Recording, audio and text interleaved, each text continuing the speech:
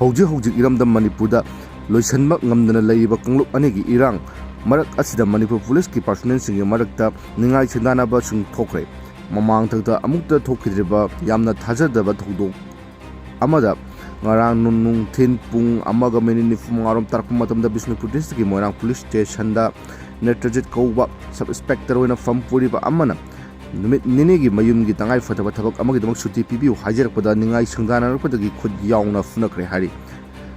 thogdok asigi matangda police tagi phungba pau amagi matungina sub inspector asigi suti se adu police station asigi osina ayaba piro matungda second osina suti lobi yaroi hairakpadagi SI asiga second osi asiga gi marakta ningai sangdanarkhibani makoi anigi marakta chinda pogdanarpadagi second osi gi machanupa amana SI asigi